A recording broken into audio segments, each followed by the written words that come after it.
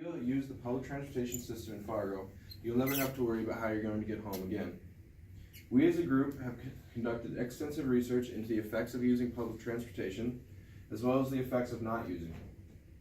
We also have discussed how to make using this system more accessible to everyone, and what an increase of use will look like for the city. We all, as citizens of Fargo, do not need to worry about how we're going to get around town, because there are many public transportation options that anyone can take advantage of. Today, we are going to talk to you about the problem, the lack of use of the public transportation system in Fargo. We are also going to talk to you about a few solutions to this problem, and we are going to help you visualize what it'll look like for the city when there is an increase in use. To begin with, Charles is going to tell you about the problem. You may find it surprising how little the public uses the public transportation system in Fargo. Thank you, Stephen. The problem we found is that not enough people use the public transportation system in Fargo-Moorhead. First reason for this is that people are unaware of multiple forms of public transportation, or they simply just don't use it.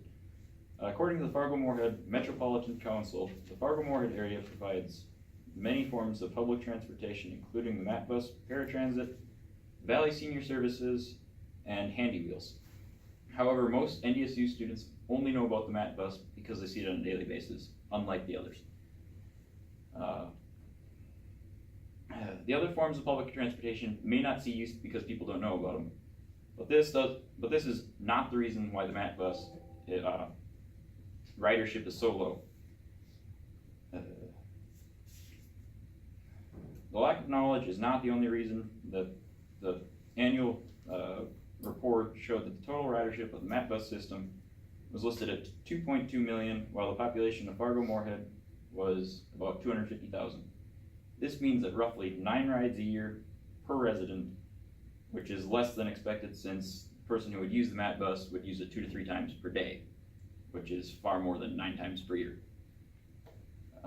Meaning that people don't use it, and that those who use it, or meaning that most people don't use it and very few people use it. Additionally, the ridership of the MAT bus system has declined 13% from 2010 to 2015, while the population increased by 20%. This indicates that the lack of participation in the public transportation system is only worsening. Now that I've told you about the problem, Jeremiah will tell you about a case study that highlights this problem in the Fargo-Moorhead area. Thank you, Charles. Yes, just to point out even more how it's not being used, we looked at the town of Ithaca, New York, which is similar to Fargo because they're both urban areas surrounded by rural areas, and for their public transportation they used fixed line or fixed bus routes. But the differences come when you start to look at the use of the system. In Ithaca, in 2014, according to their annual public transportation report, they gave 4.3 million rides, and Fargo, according to the MAT bus transportation report, gave only 2.2 million rides, as Charles said. So that is a big difference. And then when you take a look at Ithaca, has a population only half the size of Fargo, it's obvious that they're doing something that the MAT bus system isn't. If you also take a look at the student ridership, Ithaca is home to 2 major universities, where we have 3 here in the Fargo-Moorhead area. Student ridership in Ithaca was 3.2 million rides, where in Fargo it was 1.1 million. So again, they're reaching the demographic better than Fargo is. So now that we've established this problem, Stephen's going to start to take a look at some solutions that might fix it. Thank you, Jeremiah. In order to get more people involved in public transportation, there needs to be an increase in advertisement, and the current system needs to expand to fit the growing population of Fargo. To increase the market of public transportation, the public needs more information as to why they should use this service, and they also need to feel comfortable when using it. Many people are unaware of the benefits associated with public transportation. According to the 2015 annual report on Fargo-Moorhead public transportation, 50% of riders of MAT bus were students, and only 26% were working adults. This would indicate a distinct lack of knowledge in non-university adults. Also, according to a survey by Contra Costa Transportation Authority, 43% of those asked to rate their local transportation system reported that they didn't know enough about it to respond. It can be inferred that a similar deficit of knowledge may be plaguing the FM area. Another way to encourage people to use the current system is to change the culture. The current cultural perception of the system may be pushing away potential riders.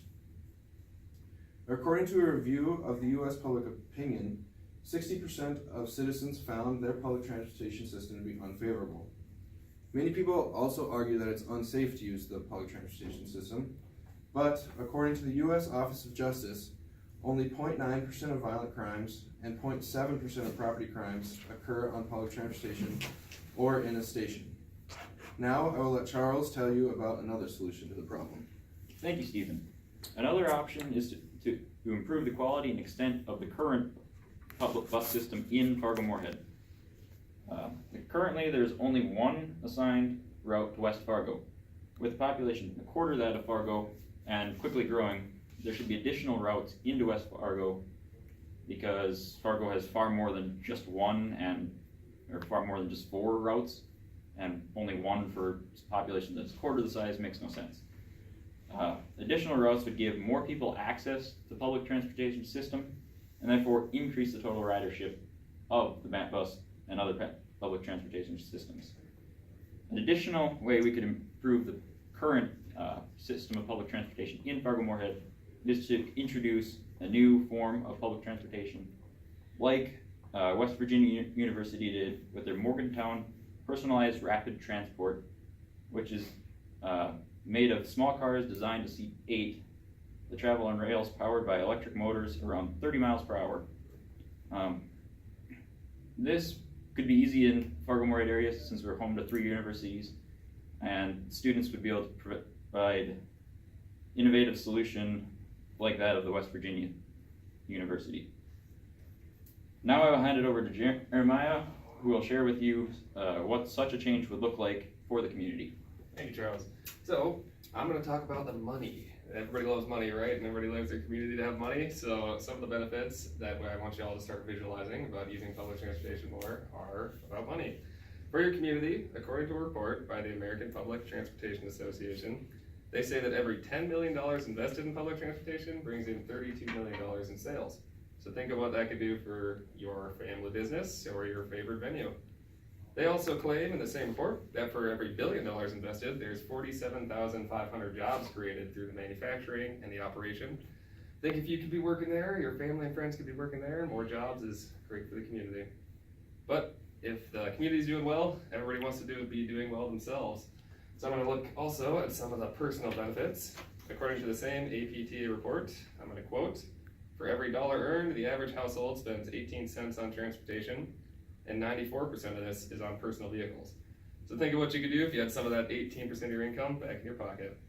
According to another report by Dr. Shapiro and Hissette, they claim that commuters enjoy $22 billion every year in benefits from using public transportation. Thank you. Now Stephen is going to talk about some other advantages besides the money from public transportation. Thank you, Jeremiah.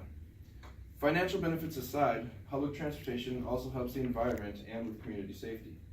It is universally accepted that public transportation is good for the air quality and it helps to improve the environment. The APTA reports that public transportation produces 95% less carbon monoxide and about 50% less carbon dioxide per passenger mile than private vehicles.